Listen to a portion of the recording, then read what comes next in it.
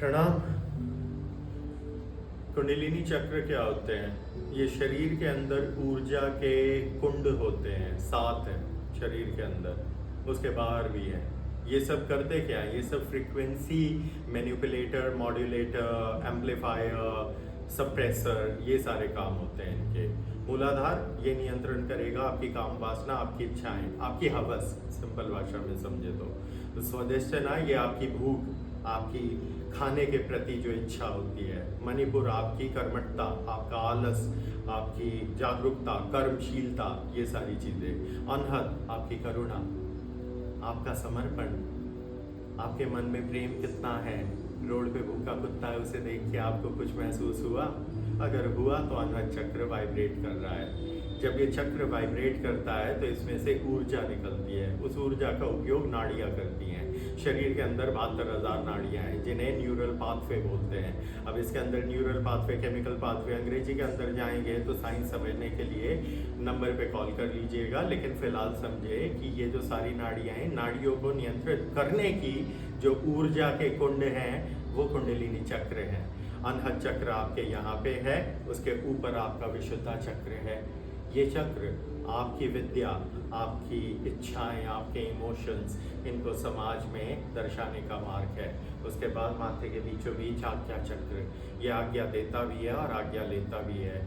ये त्रिनेत्र है। शंकर के माथे में जो नेत्र है, त्रिनेत्र, वो खुल जाए, उसी प्रकार आपको अगर शंकर बनने की अपेक्षा है तो अपने त्रिनेत्र को खोलें। आपके दोनों माथे के बीचों बीच बिरकुटियों के यहाँ पे मटर के दाने जितना एक पाइनियल ग्लैंड, पेनिल ग्लैंड करके एक ग्लैंड है जिसके अंदर कुछ केमिकल्स रिलीज होते हैं। यू विल रिलीज मेलाटोनिन जो आपकी नींद का हार्मोन होता है। उसके अलावा it will be releasing small amount of DMT, dimethyl tryptamine, जो परमात्मा का स्पिरिट मॉलिक्यूल है, जिस पे तुम सिर्फ रिसर्च कर सकते हो।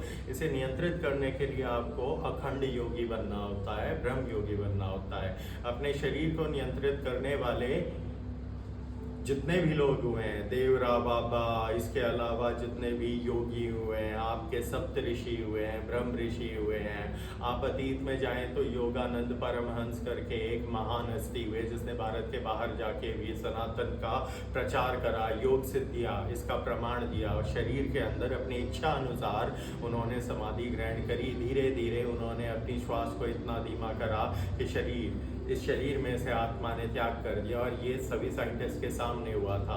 इसे कहते हैं कुंडलिनी तंत्र शक्तियाँ, सिद्धियाँ। कुंडलिनी ऊर्जा के कुंड हैं, इन कुंडों से ही शरीर का नियंत्रण होता है। इसे समझने के लिए आपको मानसिक स्तर पे होना होता है। Depends upon what kind of frequency you are to understand it. If you are on भौतिक मटेरियल तो हम साइंस के अनुसार समझाते हैं। अगर दैविक है तो परमात्मा देव के अंश, और अगर आध्यात्मिक हो तो आप हमारी वाणी से अपने आप जुड़ जाओगे।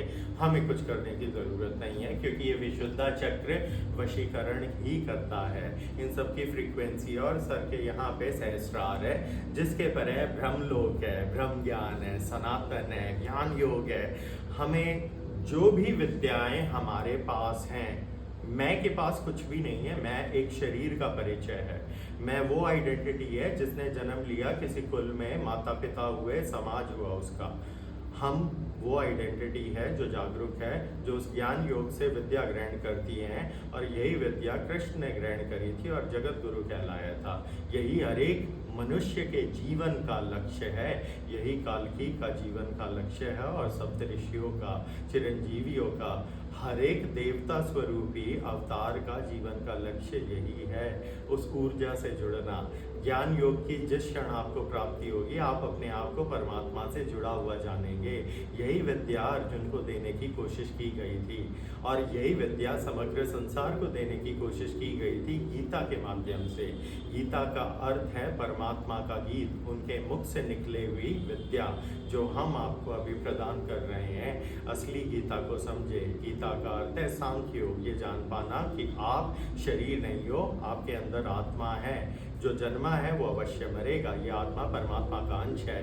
परमात्मा के प्रति कर्म करने का सही माध्यम क्या है, कर्म योग से जानेंगे आप। उसके पश्चात जब आप समर्पण कर देंगे और भक्ति इसका प्रमाण देंगे तो परमात्मा स्वयं खुश होकर ज्ञान योग आपको प्रदान करते हैं।